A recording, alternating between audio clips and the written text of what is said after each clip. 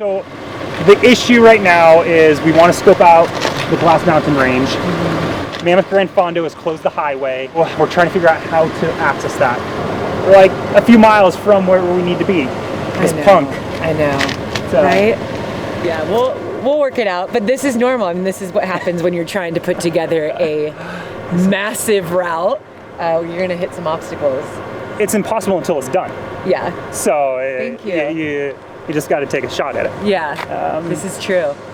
I mean, most people think what we're going to be doing is impossible, but we're going to show you it's possible. Yeah. Safe to say I'm the biggest, the largest. Been stepping up since my mama stayed in them apartments. Regardless, my daddy told me keep the heat even when I'm in foreigns. I'm heartless.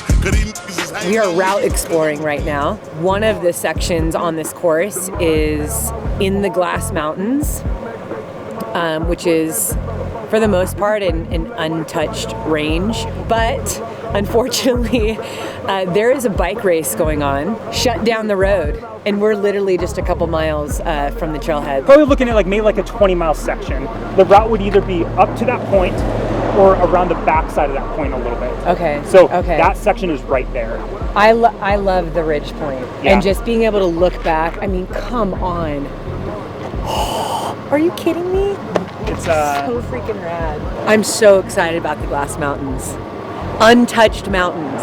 Also, the peak of Glass Mountains is taller than Mammoth Mountain. Fun fact.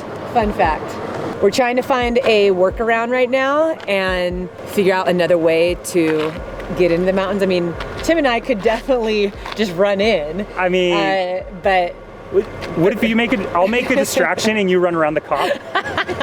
All right, so we're gonna go out Owens River Road and hit kind of the Crooked Meadows area.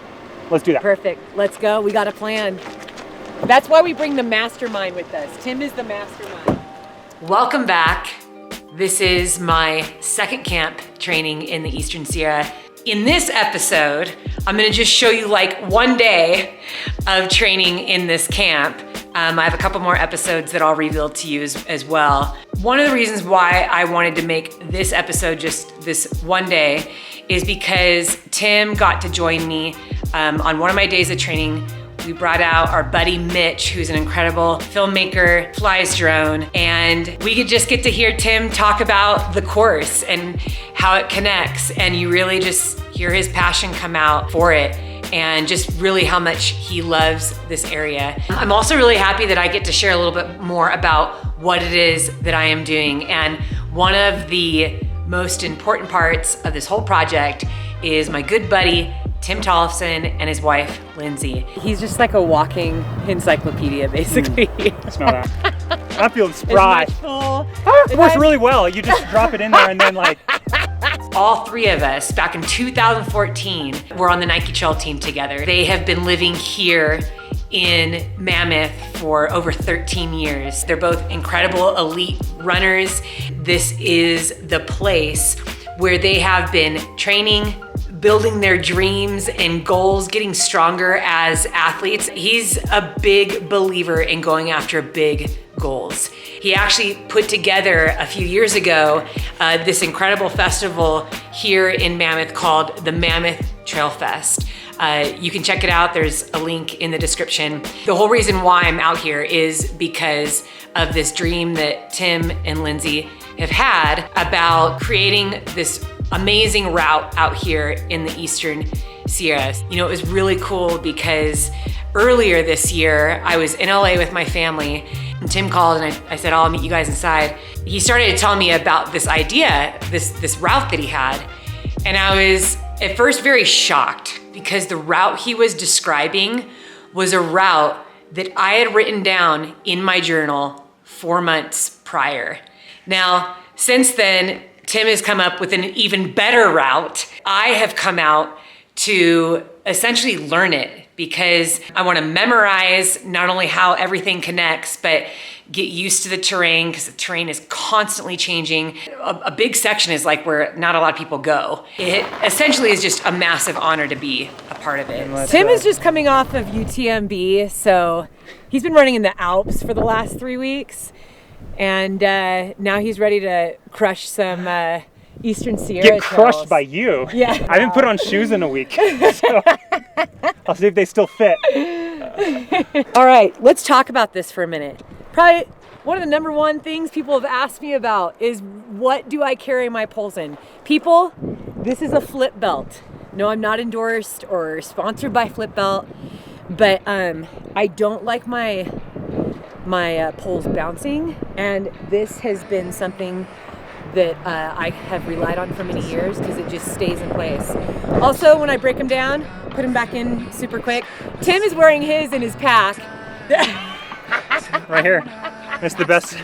I like it when they jostle around. The Robin Hood little thing, but I can never get it in well quiver. enough. The quiver, I can't put it in well enough. Like it works really well. You just drop it in there and then like.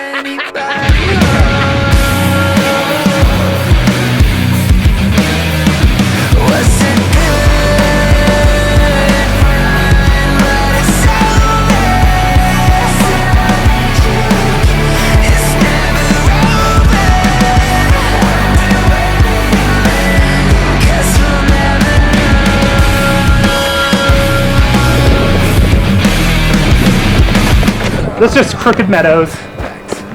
I love this. I love this tree. So we just went from like the most epic views, and now we're standing in this beautiful field. Meadow. Yeah, it's been fun connecting this route. Tim, where are we actually? We are in Crooked Meadows. And basically we just came out of the Glass Mountains, and now this is kind of like the missing puzzle piece between that section and then heading over towards Mono Craters and Mono Lake. So like this is kind of like the traverse, like more cross-country traverse portion. Yeah.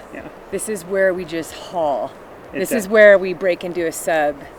6 minute turnover. pace. Just rip it, grip and rip. Yeah, it's a beautiful meadow here. So pretty.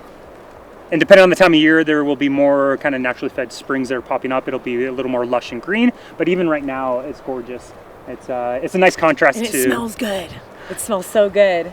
Yeah. I just love everything. Like he's just like a walking encyclopedia, basically. Yeah, I think the variety in just this like short segment from what we just got done running to then this. It's pretty awesome. And then what we're running toward. Oh, we're going to the moon. It just keeps changing. Yeah, I'm excited about the next section. Yeah, let's go check it out. We've come out of the Glass Mountains. From Crooked Meadows, we made our way around.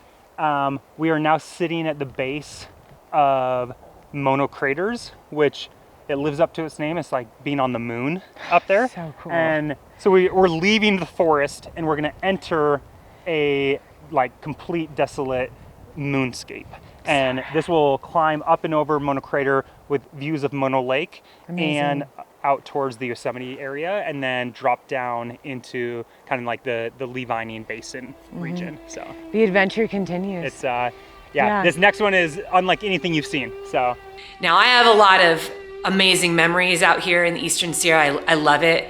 This is where I first learned to snowboard. Have a lot of family vacations out here with my kids and my husband. Then the many years that I've just spent out here training. I absolutely love these mountains and these trails. I get fired up anytime I am able to be around people who are excited about their goals, who are living out their lives as best they can, as authentically as they can. And Tim is one of those persons. He works hard. He's got a lot of goals for himself, and so to allow me to be a part of this in a place that I love and in a distance that I really love, I mean, this really is a gift. Once we go out and actually do the entire route with our team, this is definitely a team effort, which, by the way, I'll be revealing who the entire team is in the next episode. I think, in short, what I do want to share with you is that it's a lot of work. It is a lot of work to put something like this together. And, I've essentially, I think when all is said and done, we'll have lived out here for almost a month. and spent hundreds of hours on the course. And sometimes it's just studying maps and figuring out if one route is going to be better, or if something connects better. There's a lot of pieces that go into it, but I can say that I've absolutely loved it.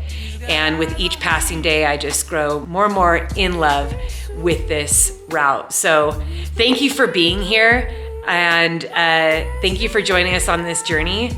I feel like with every episode, I'm allowed to share a little bit more. So yeah, this has been super fun.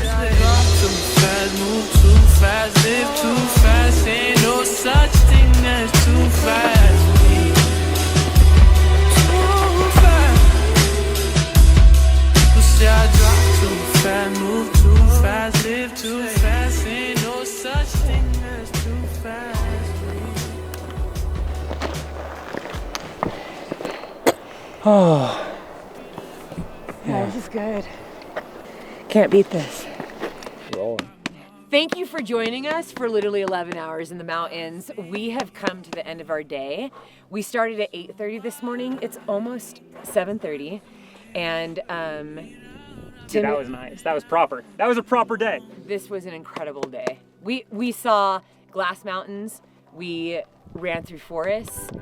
We ran on the surface of the moon. I mean, we kind of saw it all. No, I think it answered questions. It posed a few new questions. It's leaving some things unsolved, which I like. It's kind of like, how are we gonna? What about that? What?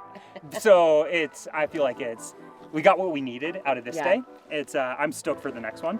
But that was a proper day. That was good. Yeah. We have a lot more. I could have used some chapstick. I know. I should have taken it when you offered it. I was like, no, I don't need chapstick. Who needs chapstick? And now I'm like, oh my God, I need chapstick. We are dry and withered and in need of refueling right now. Thank you for joining us for this epic day in the Eastern Sierra. We can't wait for the next episode because we have some exciting stuff. Dude, it's gonna be mammoth. Tune in.